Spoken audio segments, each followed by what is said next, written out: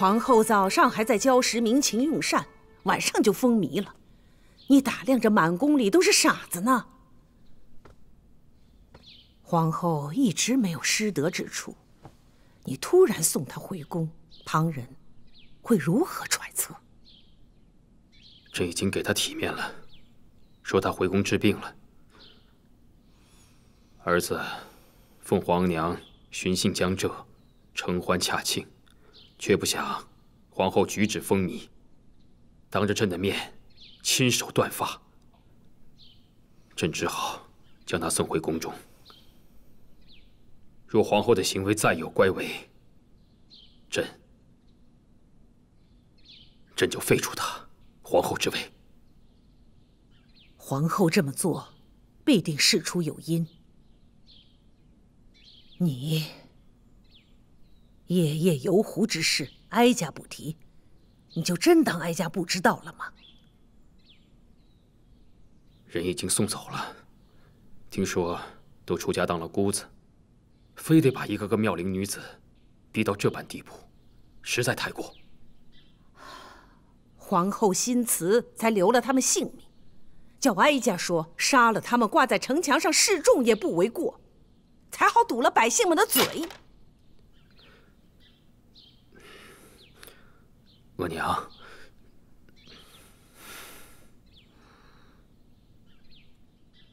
皇额娘，你倒是天天叫，这么个叫法，哀家真是许久没有听到了。在儿子的心里，您永远是儿子的额娘。有皇帝这句话，哀家就敢说话了。皇帝，你是真的想废后？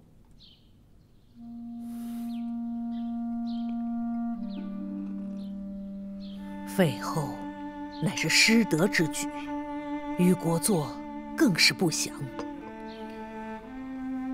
想世祖皇帝一生，最为人诟病的，并非独宠董鄂妃，而是废了第一位博尔济吉特皇后。大清开国100年，废后就唯那一次。皇帝千万不能步世祖皇帝的后尘呐！失德的是皇后，不是朕。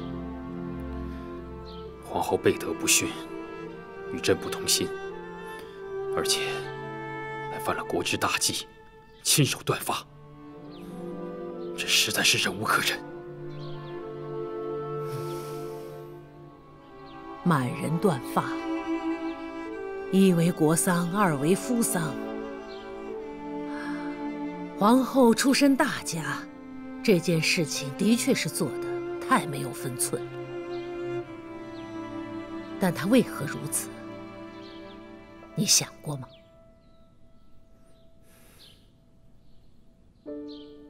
皇帝啊，你是逼皇后太甚了。皇后如此狂悖，叫朕如何能忍？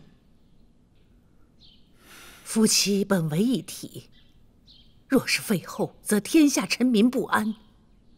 如今又才出了游湖的艳闻，在这个节骨眼上，你要废后，让天下人如何揣测？这游湖之事，真是受了晋中的怂恿，是儿子轻率，儿子认错，朕已经叫皇贵妃去处置晋中了。既然处置了晋中，那就是皇后无罪。民间休妻，尚要有七出之条，皇帝如何昭告天下废后的因由？废后乃是失德之举，天下臣民言之凿凿，为君上者如何能不忌讳？皇娘从前就不喜欢如意，朕要封如意为后，皇娘就不赞成。可如今朕要废后，皇娘怎就不允许了呢？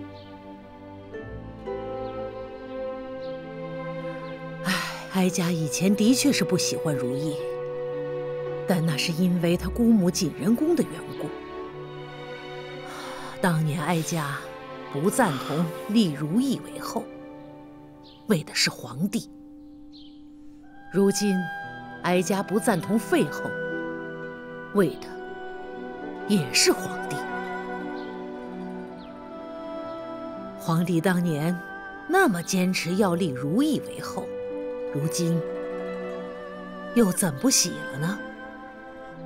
皇帝就不怕旁人议论，说你对皇后是色衰爱弛的缘故？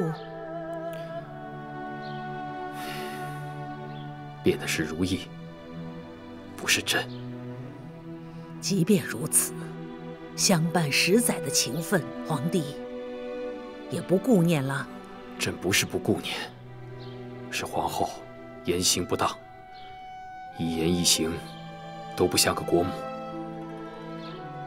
皇帝啊，你和皇后彼此分分寸寸都互不相让，就是因为太在意了，因为在意而废后。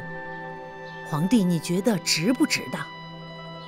且废了乌拉那拉氏，又有谁才能继位为皇后？难不成皇贵妃？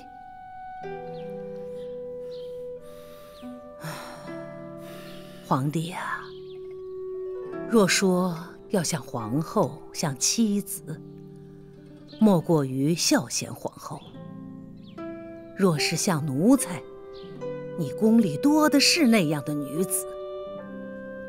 哀家就怕你真正废弃了如意之后，